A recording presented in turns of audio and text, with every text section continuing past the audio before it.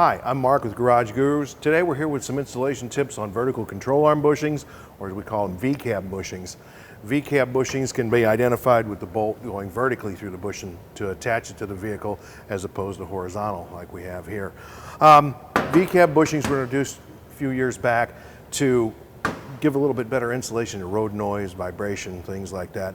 Unfortunately, they do tend to fail at a rather rapid rate, so we will be changing these a few times. Now, I am using a new control arm today, so I can kind of illustrate how these bushings are installed in these control arms.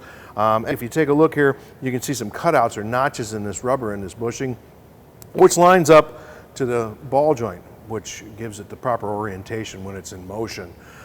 If you were to turn this control arm bushing 90 degrees, you're obviously going to have the rubber there and it's going to tear and rip quickly and fail. You're going to be in there putting the bushing in rather quickly after the reinstall. Before you take it out, take a look at the bushing. If you look on this bushing here, you'll see a notch in the outside ring of this bushing. That lines it up with this particular point in the control arm, which then it orients this bushing and makes it a proper alignment when you install it. You know, a lot of times what I'll do, I'll take a paint marker or some tire chalk and I'll just mark it so I know I get this thing lined up back correctly. Now, if you don't have any kind of point of reference, you can also look in the bushing, any old bushing that's out. You know, obviously the center's probably going to be dropped out or falling out of the original bushing, but you'll still see some smooth rubber and you'll see where it's torn. That'll give you a pretty good indication as how to put the new bushing in when you install it. If all else fails, check the service manual for the particular vehicle you're working on. That way you make sure you get it in properly. But most of them, this is the orientation that they go in, so make sure you pay attention to that. So we're going to go ahead and get this bushing out and get ready to install the new one. Okay, so we're going to use this adapter on the back side to press on the steel outer case of the original bushing. On the front side, we've got a special adapter that we've made out of a 2 5/8 pipe to fit over that. As you can see, it fits over this step, so you get a good press here and here. So we're going to put that in there. We're going to wish we had 3 hands trying to get this all together.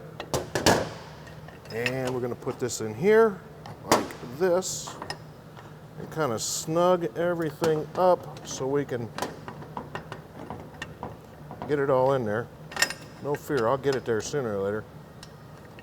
Once we get this snugged up, we'll actually line all these adapters up so they're pressing straight and true, and we're not pressing crooked on that bushing.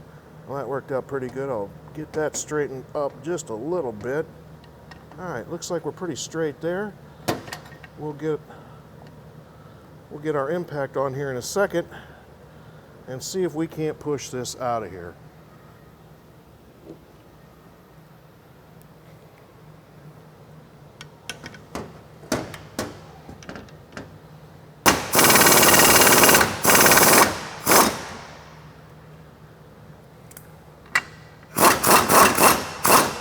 All right, there we go.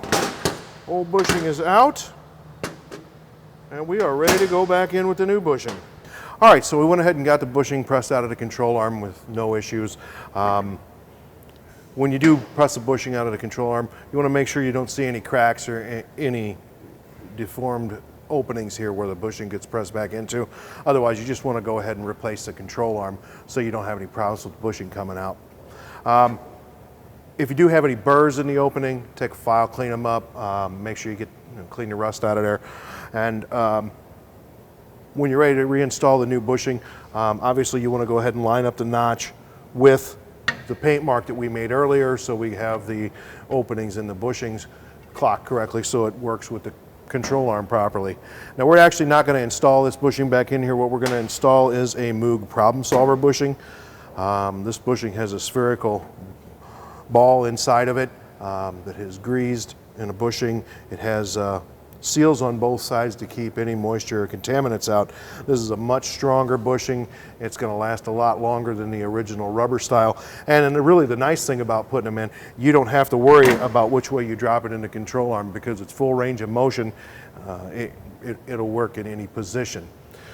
So if you need any more tech tips or you have any more questions, check us out on YouTube under Garage Gurus and click subscribe. Thanks.